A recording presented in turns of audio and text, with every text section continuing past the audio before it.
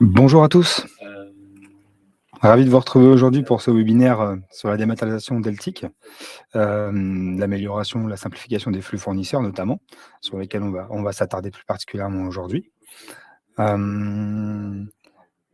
Alors, on va laisser un petit peu de temps pour certains participants qui ne seraient peut-être pas encore arrivés. Donc maintenant, on va voir notre bloc mon classeur, puisque c'est celui qui va être central en fait.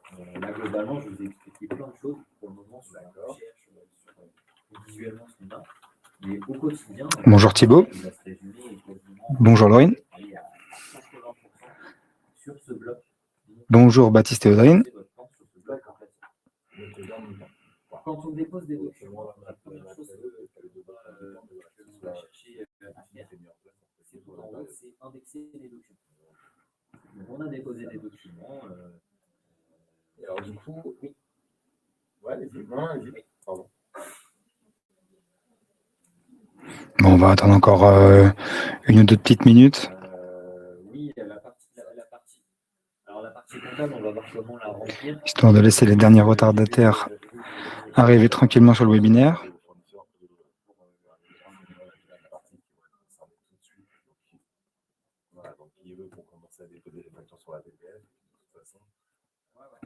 Donc aujourd'hui, on va vraiment voir simplement ce que la solution Deltic peut vous apporter, notamment dans le traitement comme je disais, du flux fournisseur. Le but du jeu, c'est vraiment de permettre aux sociétés d'améliorer drastiquement le traitement du flux documentaire, tout simplement, et de vous permettre d'automatiser pas mal de petites tâches. On va voir tout ça ensemble.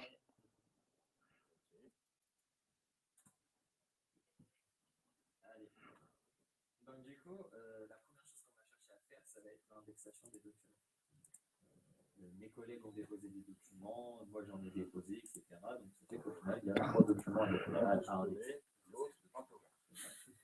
Et donc je vais venir cliquer dessus. Ah, il y a encore des participants qui arrivent.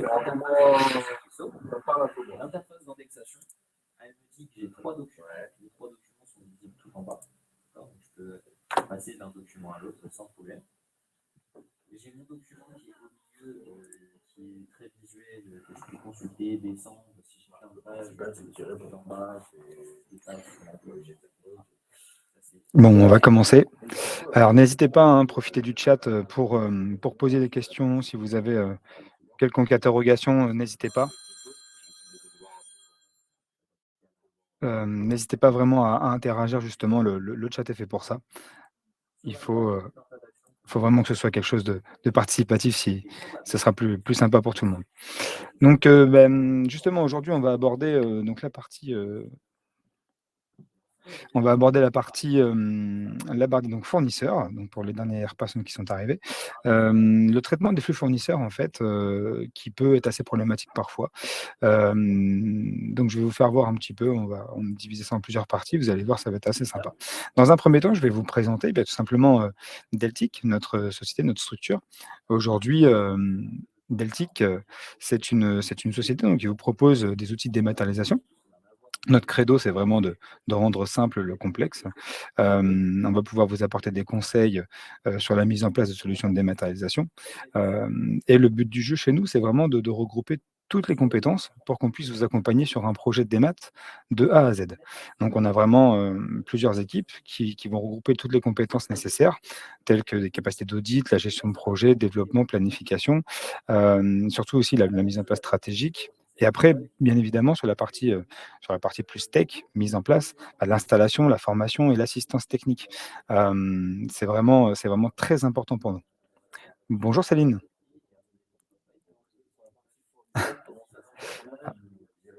Alors du coup, effectivement, comme je disais, la Deltic, on est une société donc rochelaise, une entreprise rochelaise, qui... alors Céline, vous dites que vous n'entendez absolument rien. Pas de souci pour tout le monde, sinon, pour tous les autres. Alors attendez, je vais essayer d'augmenter un petit peu le son de mon micro.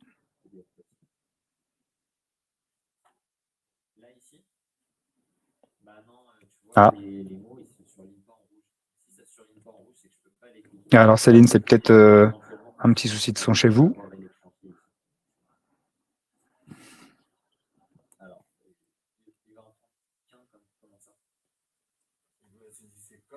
C'est bon, Céline, vous m'entendez?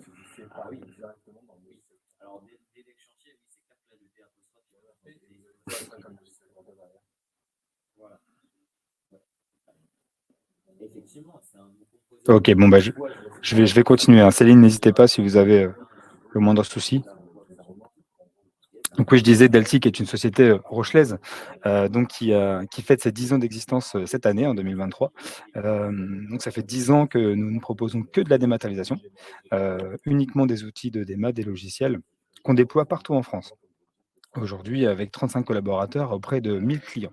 Le fait de travailler en dématérialisé totalement à distance nous permet effectivement de déployer nos outils sur l'intégralité de la France métropolitaine et même dans les DOM-TOM. Donc aujourd'hui, voilà, je vous ai mis quelques petites références. Ce sont des clients qui nous font confiance aujourd'hui, avec lesquels on travaille, pour certains depuis pas mal de temps. Donc comme vous pouvez le voir, on est en capacité de travailler dans tout type de secteur d'activité, et surtout sur tout type de taille de société, de structure. On peut très bien aller, de la TPE, PME jusqu'aux grands groupes qui ont des flux de documents complètement différents et variés. On est en capacité de prendre en compte toutes ces différentes problématiques et de répondre aux besoins de toutes ces structures aujourd'hui. Donc aujourd'hui, bah, notre solution, en fait, c'est un outil qui est vraiment très intuitif, qui est très simple d'utilisation, facile à installer et qui vous permet plusieurs choses, qui va vous permettre un classement automatique de vos documents, ce qui va vous permettre vraiment de gagner du temps, notamment des saisies automatiques. Aujourd'hui, une des tâches les plus rébarbatives qu'on puisse avoir dans des tâches, dans des services support tels qu'administratifs, c'est vraiment des tâches de saisie. On va saisir des données qui sont déjà présentes sur des documents, dans des outils métiers. On a également aussi, des problématiques actuelles, notamment de la recherche quand on stocke des archives papier. C'est toujours très compliqué de rechercher les documents. Aujourd'hui, on a avec nos outils, une capacité de recherche intelligente qui va vous permettre, non pas de chercher, mais de trouver tout de suite les documents que vous souhaitez, sortir. Et enfin, bah, tout un circuit de validation qui va être grandement simplifié. L'intérêt de cet outil, c'est qu'il se connecte à n'importe quel logiciel de gestion métier, que ce soit ERP, logiciel comptable. On va pouvoir créer des passerelles assez simplement avec ces outils pour pouvoir vous permettre justement, bah, ces saisies automatiques et vous libérer justement de ces tâches très, très répétitives et rébarbatives. Des tâches qui n'ont quasiment aucune valeur ajoutée et justement, on va pouvoir ramener l'humain dans le contrôle et dans les tâches qui ont une bien plus forte valeur ajoutée. Donc concrètement, comment est-ce que ça se présente? Mais en fait, on identifie des problématiques qui sont assez récurrentes, au sein des sociétés, au sein des processus des sociétés.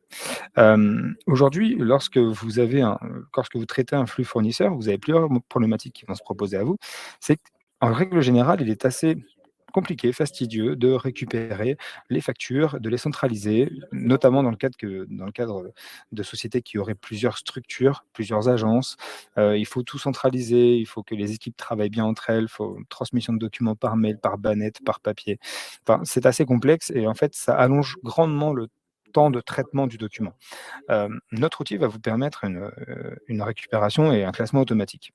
Ensuite, vous avez également, tout ce que vous devez faire ensuite, ça va être classer, agrafer les factures qui correspondent, les mettre dans des bannettes, sur le coin de bureau pour la validation par un service, par un chef de service, par un collègue.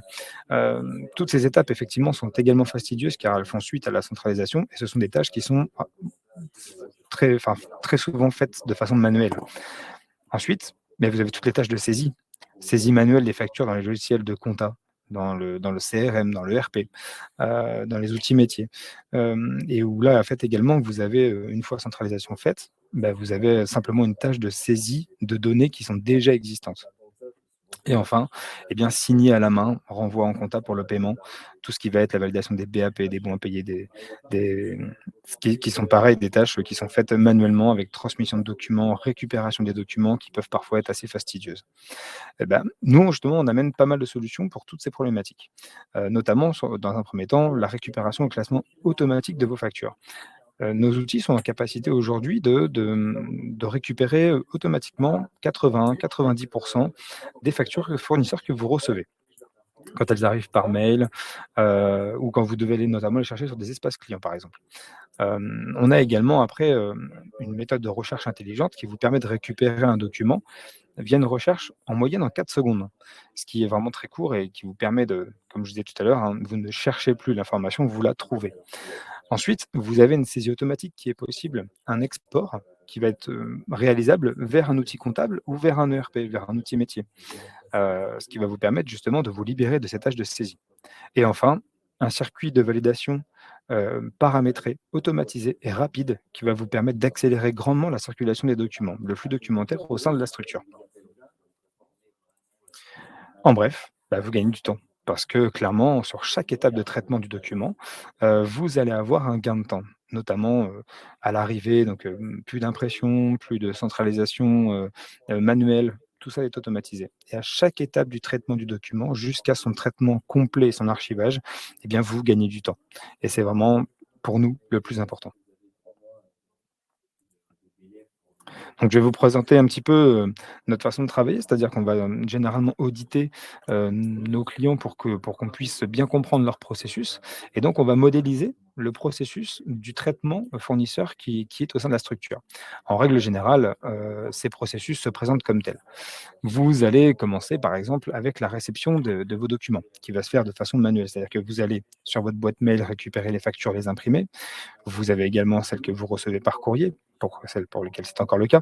Vous allez également chercher des factures sur des espaces clients, hein, notamment on va penser à EDF, Orange, sur lesquels vous devez vous connecter, pour pouvoir aller récupérer vos factures du mois et vous devez vous connecter sur autant de comptes différents si vous avez plusieurs structures ou plusieurs sociétés au sein de votre groupe.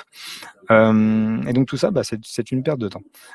Ensuite, vous allez devoir, bah, justement imprimer, centraliser toutes ces factures. Donc là également, bah, perte de temps, risque d'oubli, risque de doublon. C'est toujours assez complexe. On peut avoir reçu 2 fois une facture, on peut ne pas en avoir reçu une et ne pas s'en apercevoir. C'est toujours assez compliqué, notamment quand le flux devient important. Ensuite, vous avez, une saisie comptable. Alors parfois, c'est un peu inversé avec la validation des factures, ce qui normalement ne devrait pas être le cas. On doit saisir les factures en comptabilité de suite.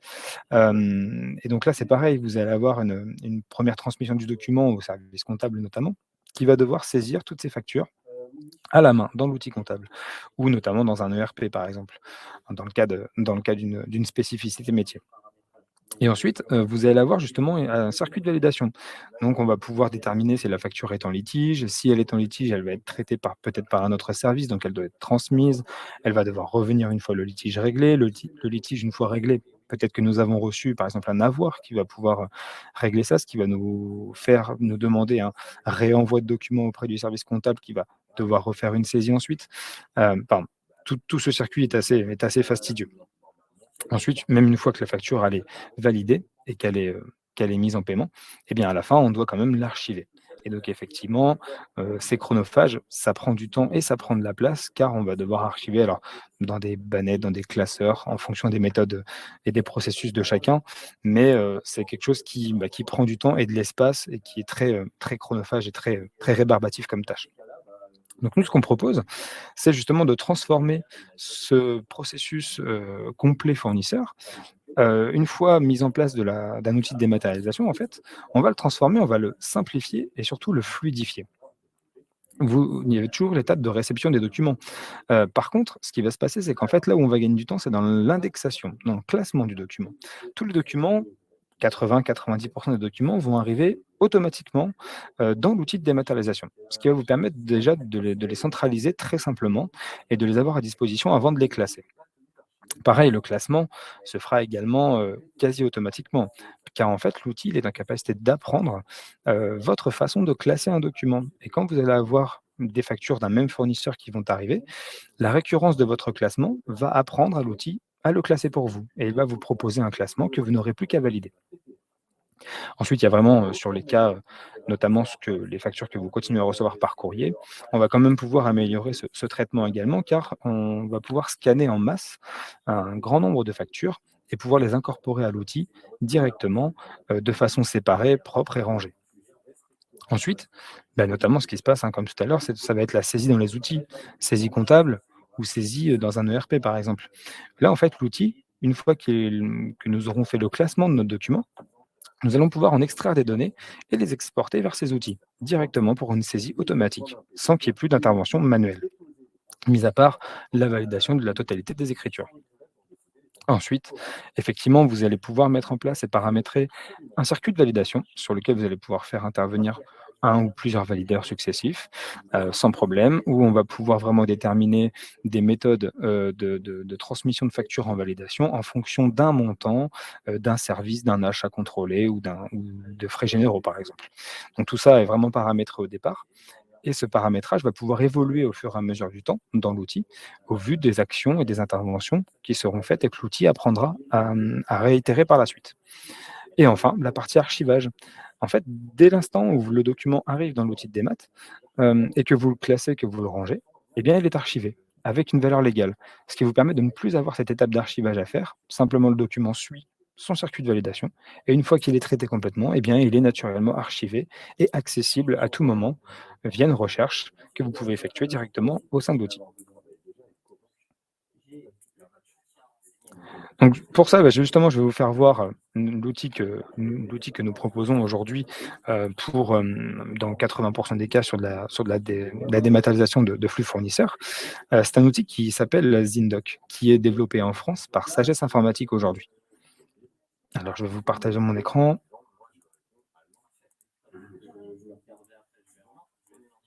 Hop.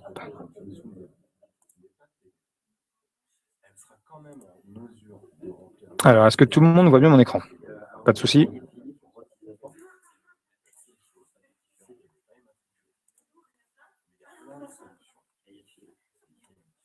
Hop. OK. Donc vous voyez, Zindoc, c'est une solution, en SaaS à laquelle on accède directement via un navigateur internet.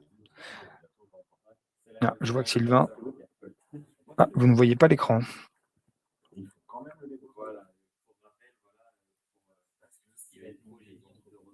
Ah OK, c'est bon, tout le monde le voit. Mis à part vous, Sylvain, bon, n'hésitez pas à revenir vers moi si besoin.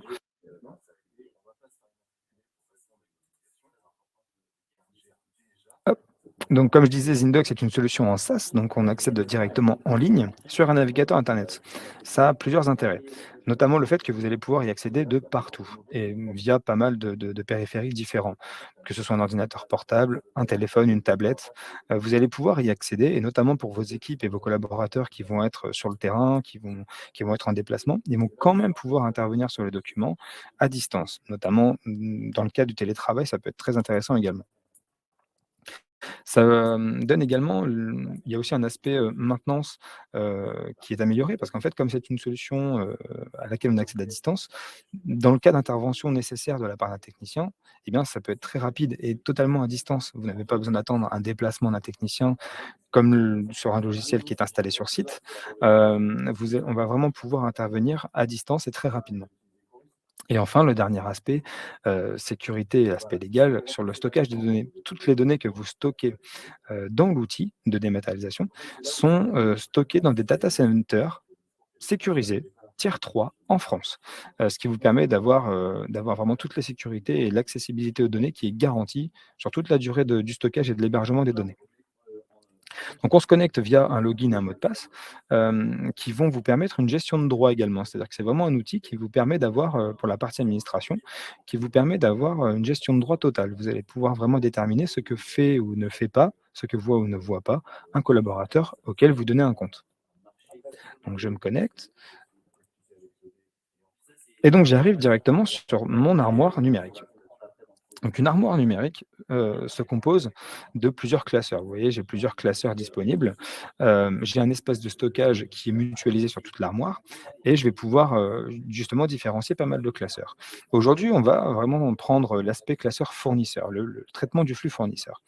Un classeur se présente toujours de la même façon dans l'outil. Vous avez sur la gauche toute la partie recherche et accès aux documents, tout simplement. C'est à partir de cet index-là que vous allez pouvoir rechercher vos documents. Vous avez ensuite au milieu toute la partie des boutons d'action, des interventions que vous allez pouvoir faire sur les documents. Et enfin sur la droite, toutes les informations générales sur le classeur, le nombre de documents qui y sont stockés, les derniers documents ajoutés. Là, vous allez pouvoir avoir un petit récap journalier de tout ce qui a été fait dans l'outil. Donc là, c'est une armoire de démonstration dans laquelle je vois tout et je fais tout. Il faut bien comprendre que tout ceci est paramétrable complètement et que vous allez pouvoir déterminer justement ce que fait ou ne fait pas un collaborateur particulier. Donc pour la première partie, sur la partie de gauche, tout le menu des index, tout ça en fait, ce sont des index, ce sont des caractéristiques importantes d'un document que j'ai intégré à l'outil. Je vais pouvoir notamment trier mes documents par facture. Alors là, dans mon classeur, j'ai que 2 documents, donc ça ne va pas forcément. Je ne vais pas avoir le document voilà, qui ressort, parce que surtout que les 2 documents, c'est ceux que je vais vous montrer aujourd'hui. Mais en fait, c'est par ce biais-là que vous allez pouvoir accéder aux infos du document.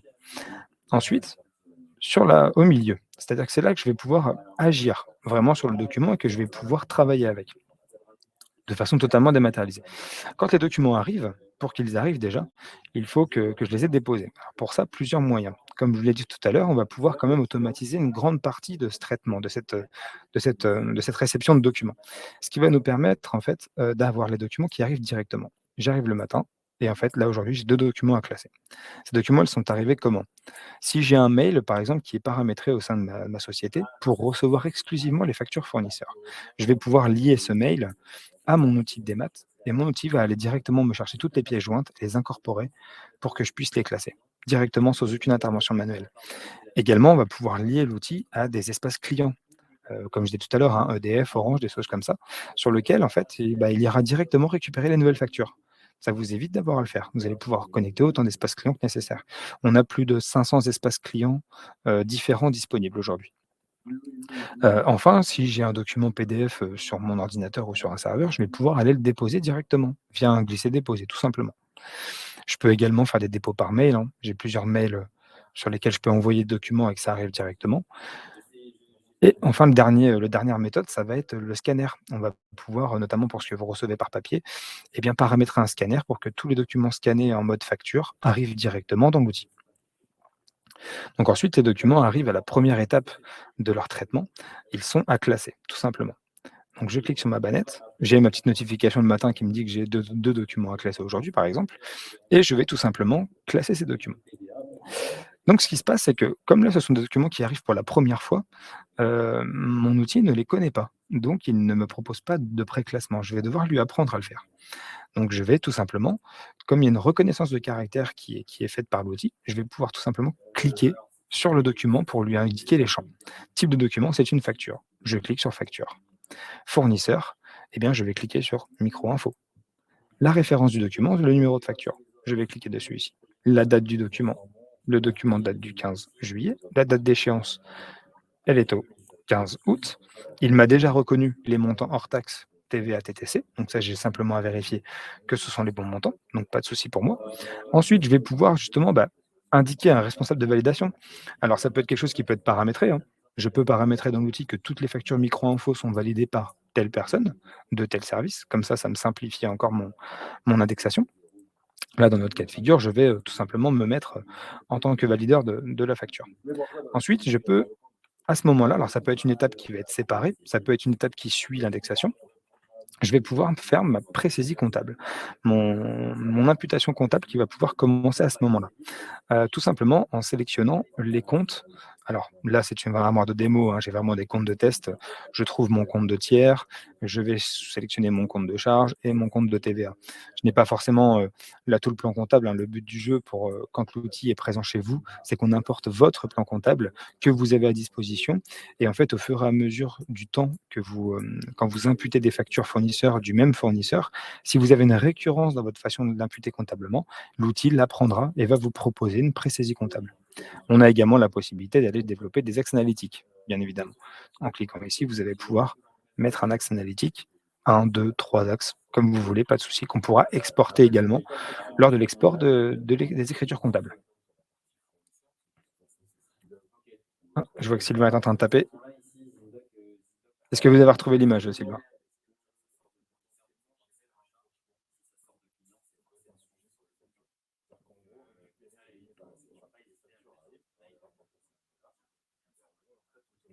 Alors je vais pouvoir donner d'autres informations, hein, notamment comme le mode de règlement de cette facture. Cette facture, je vais par exemple la payer par virement, le complément du libellé, si je veux mettre quelque chose, notamment, lors de mon export comptable, si je veux qu'il y ait un libellé précis.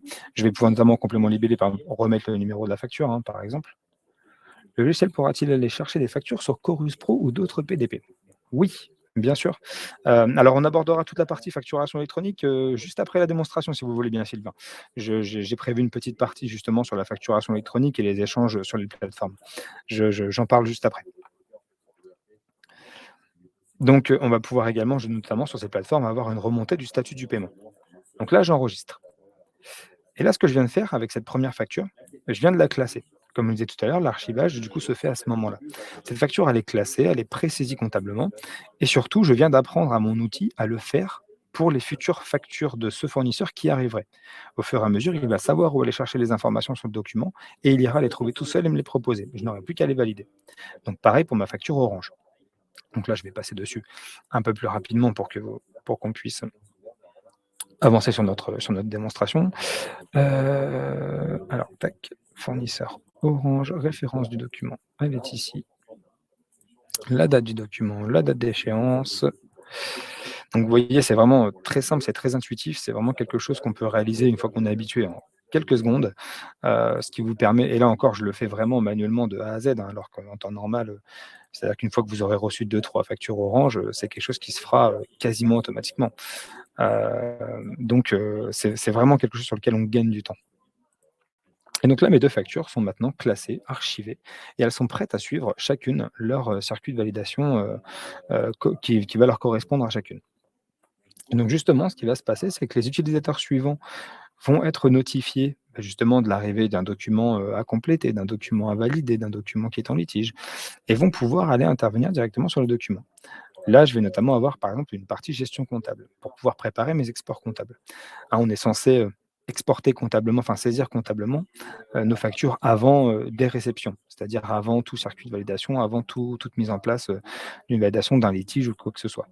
Donc là, il doit me rester une information à rentrer. Je vais me mettre comme ça et qu'est-ce que je n'avais pas rentré? Ah oui, c'est le mode de règlement. Bon, je vais mettre virement aussi. Hop, comme ça, voilà, cette facture sera prête à être exportée comptablement. Voilà, mes 2 factures sont exportables. Donc ce qui va se passer, c'est que comme je disais tout à l'heure, en fait, là où aujourd'hui les saisies comptables sont fastidieuses et prennent beaucoup de temps, on va pouvoir cette fois directement les exporter. Je vais prendre par exemple mes 2 factures et je vais générer les écritures. Alors là, c'est un exemple EBP, mais tous les outils comptables, hein, Sage, Cegid, Isaconta, tout ce que vous voulez, il n'y a pas de souci. On peut préparer des fichiers pour extraire les données.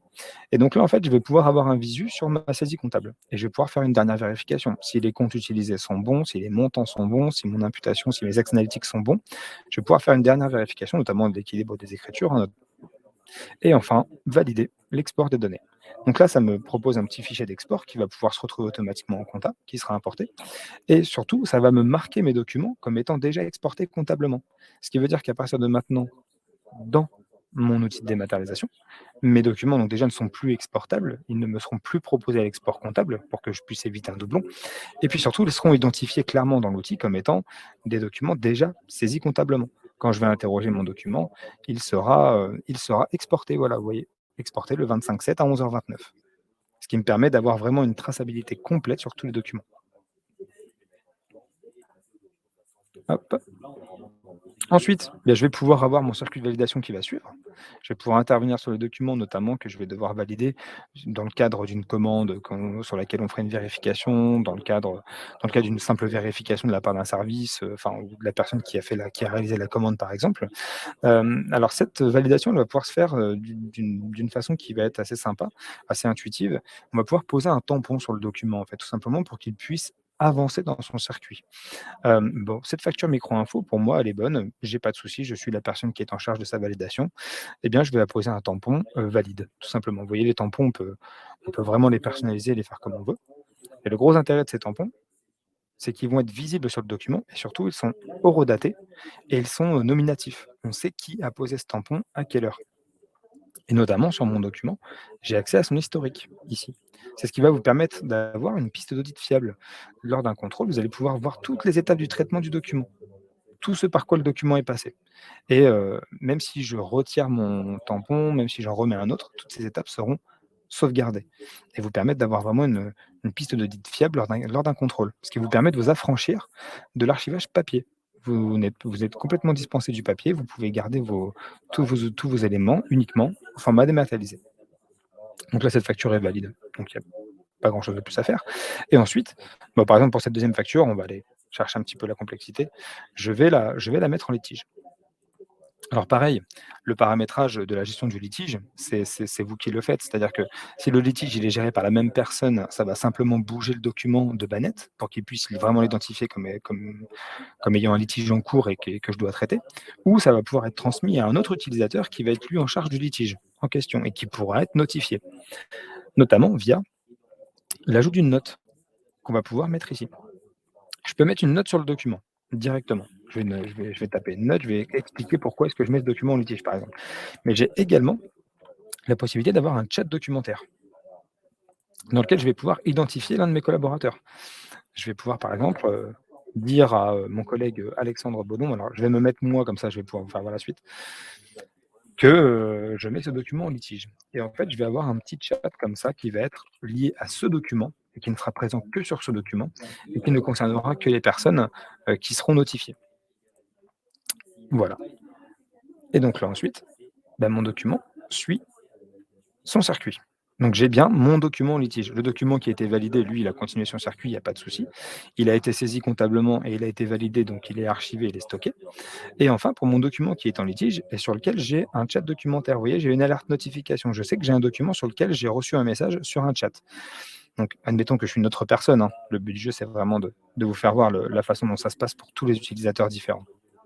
Je vais pouvoir interroger mon document et voir notamment la note qui avait été laissée, par qui, à quelle date, le litige et voir également ce chat documentaire. Voilà, j'ai plusieurs moyens d'interagir avec mes collaborateurs sur le document, ce qui nous permet d'améliorer grandement le travail collaboratif et surtout d'améliorer grandement le temps de traitement, c'est-à-dire que c'est instantané. À partir du moment où vous traité le document, il se retrouve, vous ne perdez plus de temps à transmettre le document, à attendre une réponse. Non, non, là, vous avez vraiment, c'est transmis automatiquement de suite et surtout, vous avez la possibilité d'avoir un suivi du traitement justement de ces questions. Donc là, pour l'avancement de ma démonstration, je vais ajouter un tampon valide sur le document. Comme mon tampon valide est ultérieur en date à mon tampon litige, l'outil comprend que le document est valide et qu'il doit suivre son flux.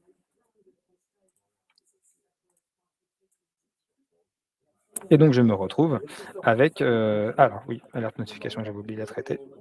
Je suis bête. Donc voilà, je dois juste cliquer sur la petite cloche pour indiquer que ce chat documentaire est traité et comme ça, je le sors de mes notifications. Hop, voilà, comme ça, j'ai bien mon message dans le chat documentaire qui est bien marqué comme étant traité. Et donc là, voilà, c'est-à-dire que mes documents, ils ont suivi l'intégralité de leur circuit. Alors là, c'est un circuit simplifié dans lequel je réceptionne les documents, je les exporte comptablement, j'ai un circuit de validation avec un valideur et j'ai ensuite la possibilité d'avoir justement un check documentaire sur chaque document. C'est quelque chose qui peut vraiment être paramétré à 100%. Hop. Donc là, voilà, vous avez vu pas mal de fonctionnalités déjà sur ce qu'on peut faire sur le traitement d'un flux fournisseur. Il y a d'autres fonctionnalités, notamment comme la gestion des BAP, les exports de fichiers CEPA, des choses comme ça, mais qui sont des choses un peu plus spécifiques et qu'on montre principalement lors de rendez-vous un peu plus personnalisés, justement en fonction des besoins et des processus des utilisateurs.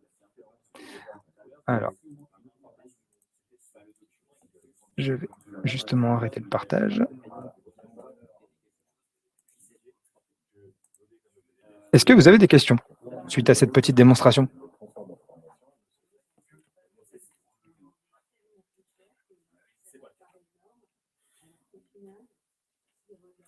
Ou est-ce que tout était bien clair? C'est pour ça que je dis que c'est pas forcément très simple à apprendre pour tout le monde, parce qu'effectivement, même ce discours-là a changé en l'espace d'un an. Ouais, ça, je vais le remontrer. Il fallait passer par cette idée pour les retours d'infos. En fait, Ah, je vois qu'une question arrive. Ah, merci Caroline, je crois que c'était une question. Ah non.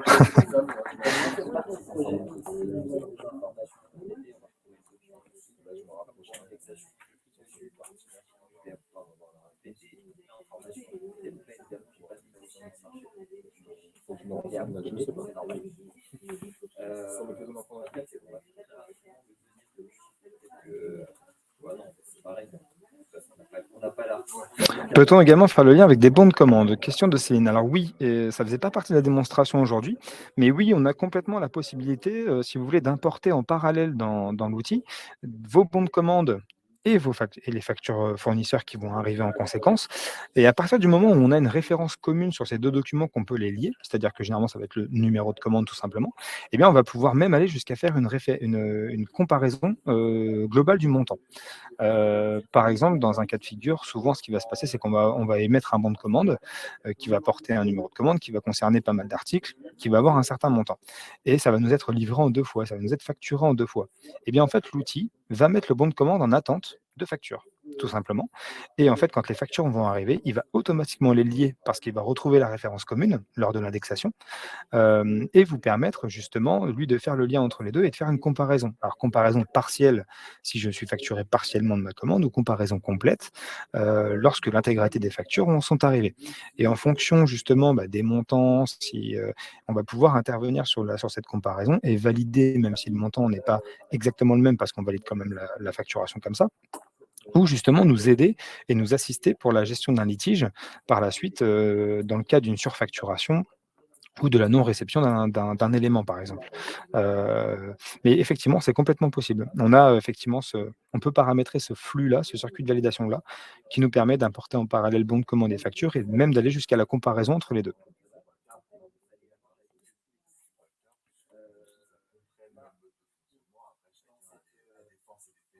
C'est quelque chose qu'on pourra avoir avec, si vous le souhaitez, enfin, bien un peu plus tard, n'hésitez pas, voilà, à nous rappeler, à prendre rendez-vous, ne serait-ce que pour une petite présentation, éclair, hein, simplement sur cette partie-là, qui vous permettra justement d'en voir plus sur cette partie comparaison de bons de commande et de factures.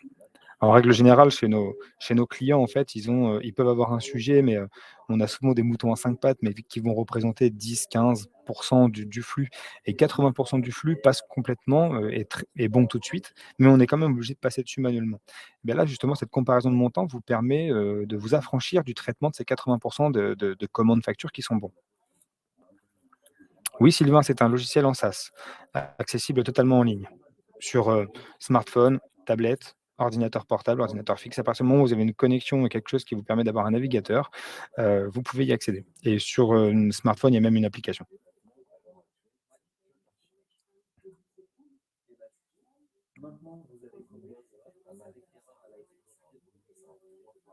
Alors oui, on peut avoir un traitement des notes de frais. Alors on a plusieurs façons de faire différentes en fonction, justement des processus au sein de vos structures. C'est-à-dire que si les notes de frais représentent vraiment un flux très important et que ce flux de documents est traité de façon séparée des factures fournisseurs, on va pouvoir complètement configurer, un classeur notes de frais qui va vraiment être dévolu à ça. Dans le cas de figure des notes de frais, mais qui sont très peu nombreuses au rapport, avec les factures fournisseurs, enfin que c'est vraiment pas le sujet principal, on va pouvoir les intégrer dans le même classeur fournisseur, mais avec un circuit de validation qui soit lui bien établi, bien séparé. Mais oui, on a la possibilité de traiter les notes de frais et notamment avec l'application, sur téléphone, les collaborateurs sur le terrain peuvent transmettre les notes de frais directement et donc du coup beaucoup plus rapidement. On a également la possibilité de lier ces notes de frais, justement aux collaborateurs en question, d'importer notamment des récaps de notes de frais, il n'y a pas de souci pour le traitement de tous ces documents-là.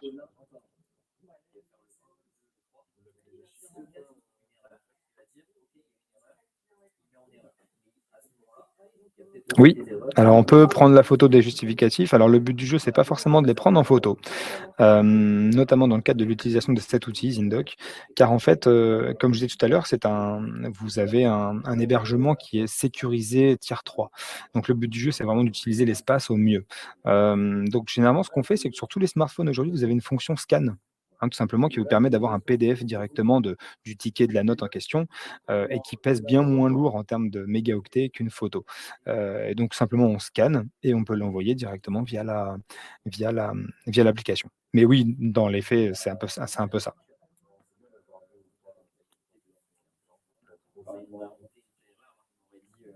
Est-ce qu'il y avait d'autres questions? Avant justement qu'on passe à la partie, facturation électronique, la loi de finances? Non, c'est bon? Parfait. Alors, oui, j'ai oublié, pardon, excusez-moi. Suite à cette démonstration, en fait, quels sont les avantages que vous pourriez tirer, vous, de la démat, de documents dans votre secteur? On va mettre en place un petit sondage, qui va venir, vous allez pouvoir répondre à la question. Quels sont les avantages que vous pourriez en tirer d'un outil comme celui que je viens de vous présenter? Voilà, vous devez avoir le petit sondage qui est apparu, vous allez pouvoir voter. Et comme ça, on aura les résultats. C'est toujours très intéressant, pour nous justement de voir, comment sont perçus ces outils, chez nos potentiels futurs clients.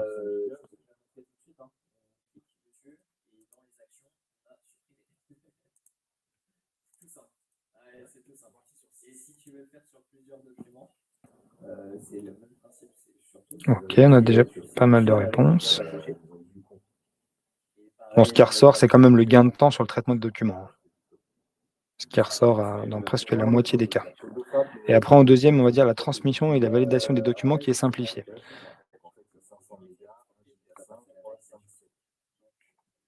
OK.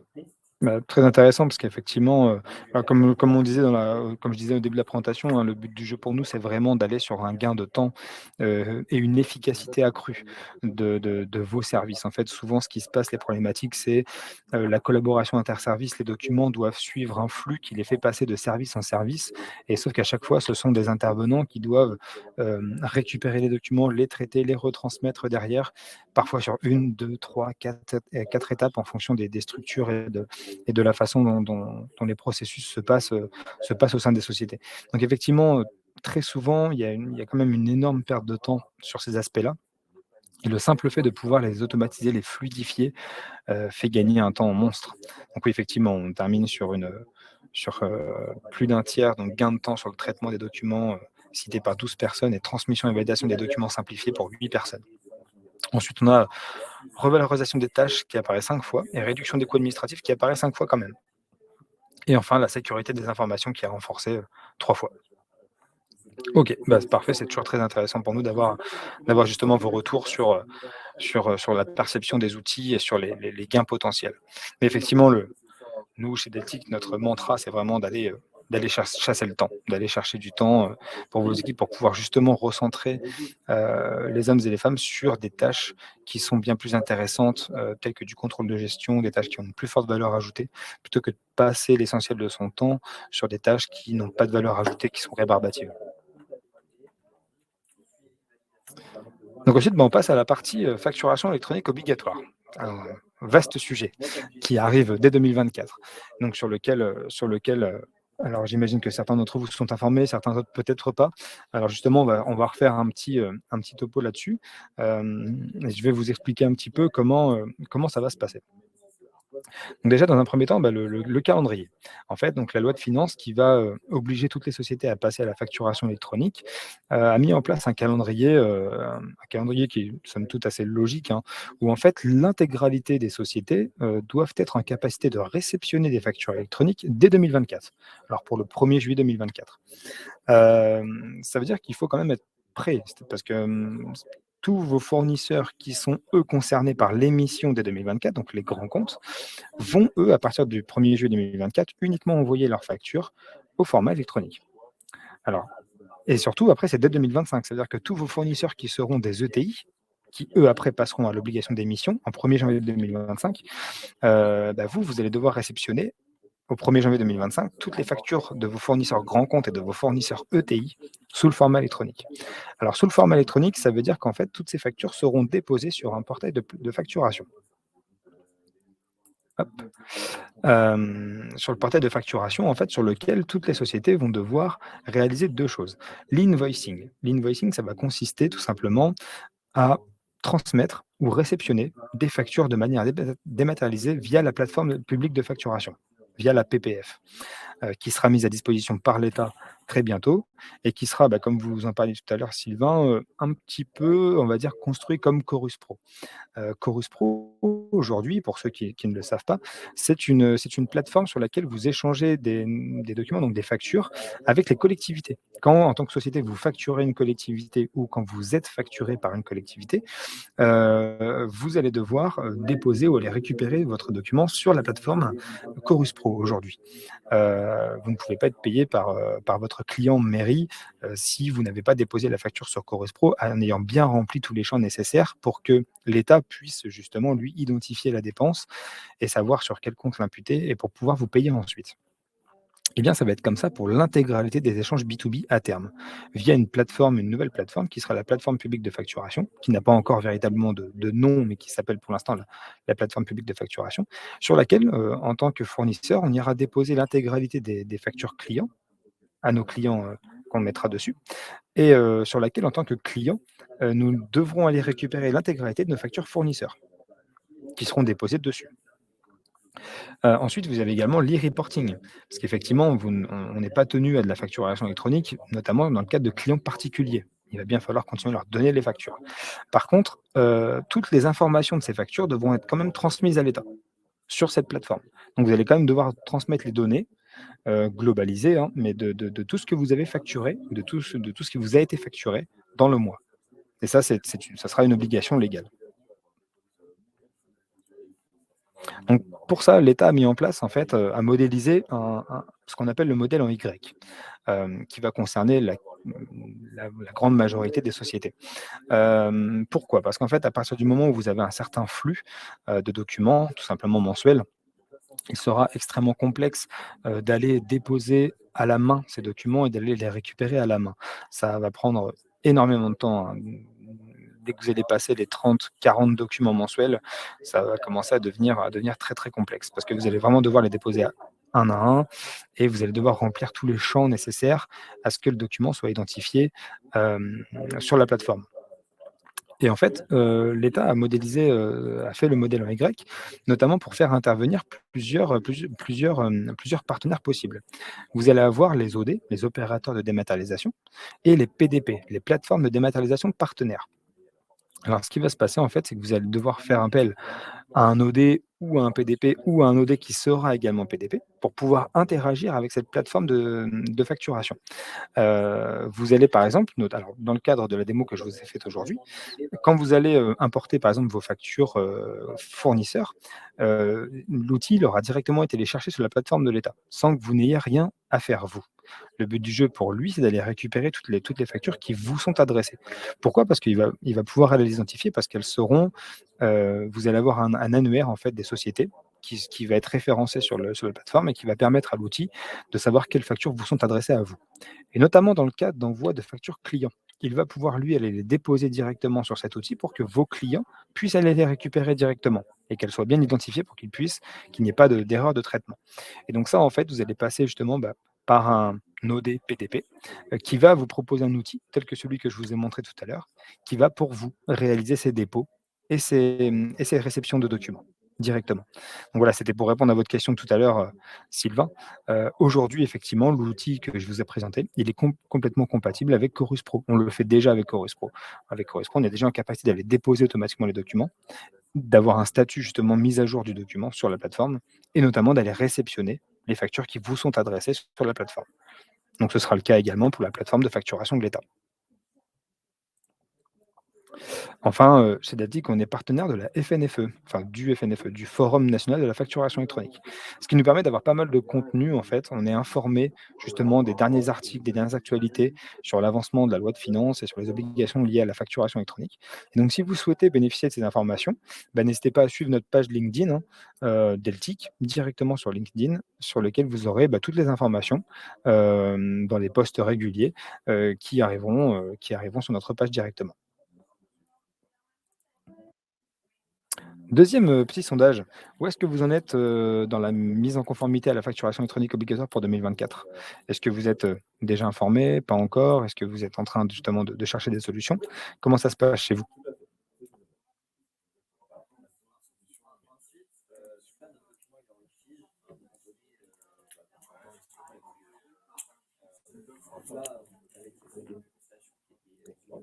Alors, je m'informe sur le sujet et ses modalités et je cherche une solution pour me mettre en conformité.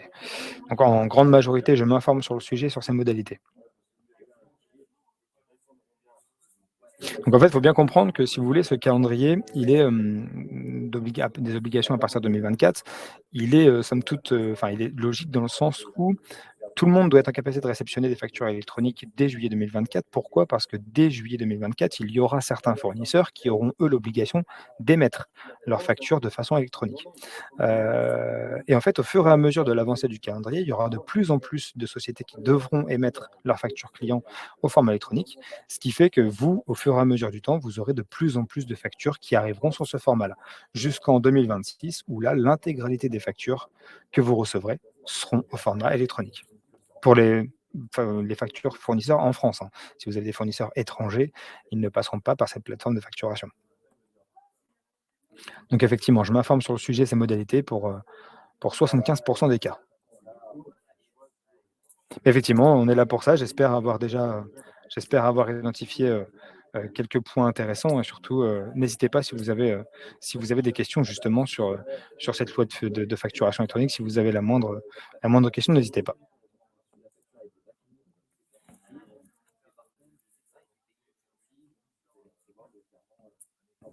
Alors la facturation électronique, c'est à ne pas confondre avec ce qu'on appelle aujourd'hui la facture dématérialisée qu'on envoie en PDF, hein.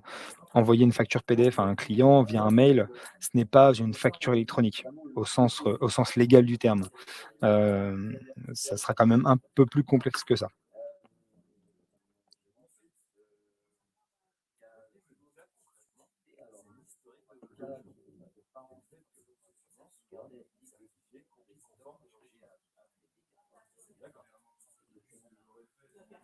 Alors Sylvain, nous avons vu la partie fournisseur, vous traitez de la partie client. Oui, alors comme je l'ai dit au départ, alors c'est vrai que je ne l'ai pas montré, mais effectivement aujourd'hui on s'attarde vraiment sur la partie fournisseur, qui est le sujet principal chez plus de 80 de nos clients. Mais effectivement, on a la possibilité dans l'outil de paramétrer plusieurs classeurs, donc notamment donc fournisseur, note de frais, client également. Donc c'est-à-dire que on va pouvoir importer l'intégralité de vos factures clients et les transmettre automatiquement sur les plateformes.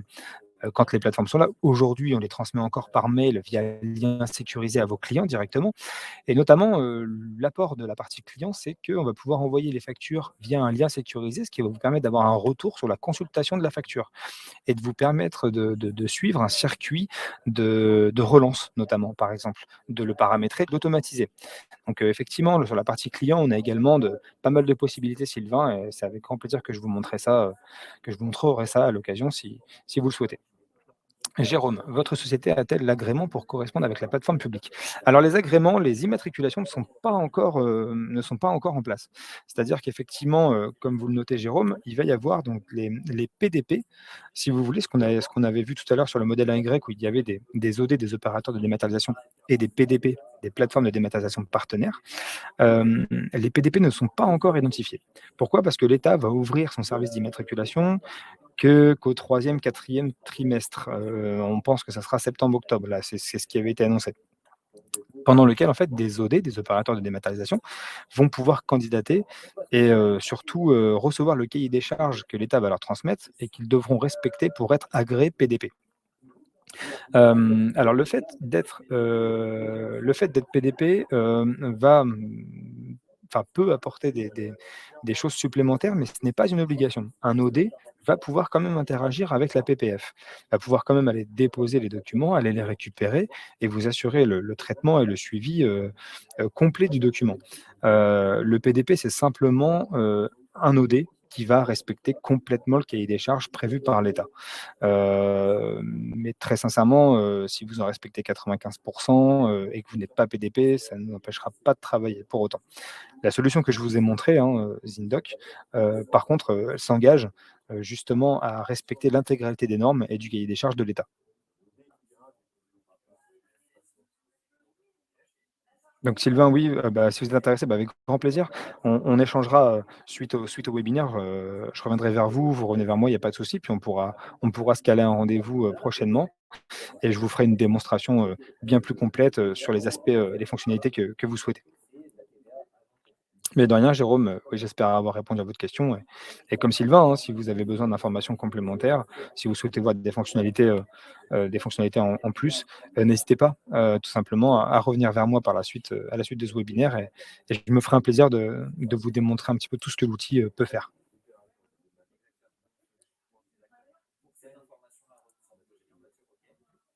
Justement, c'est sur cette partie-là où effectivement, moi, ce sera avec grand plaisir que je ferai un rendez-vous avec vous, dans lequel, en fait, au départ, je vais vraiment, il y a quand même une bonne partie d'audit. Le but du jeu, c'est vraiment de comprendre vos processus, votre façon de fonctionner, quels sont les documents à traiter, combien, comment, pour justement vous conseiller et avoir, justement cette vision globale et ce contexte qui va nous permettre d'aller dans les fonctionnalités les plus pertinentes pour vous. Donc n'hésitez pas. Moi, ce sera avec grand plaisir. Vous allez avoir mon contact par la suite. N'hésitez pas à revenir vers moi, que ce soit par téléphone ou par mail, il y a pas de souci. Ce sera avec grand plaisir qu'à chacun, je présenterai justement l'outil. Mais justement, avant, le but du jeu, c'est vraiment d'aller, dans vos spécificités métiers. Vous avez tous des sociétés différentes et des structures et des processus différents et le but du jeu pour moi, c'est vraiment d'aller, sur quelque chose de très personnalisé. Est-ce qu'il restait encore quelques questions peut-être, avant de clôturer ce webinaire? Ou est-ce que c'était clair pour tout le monde?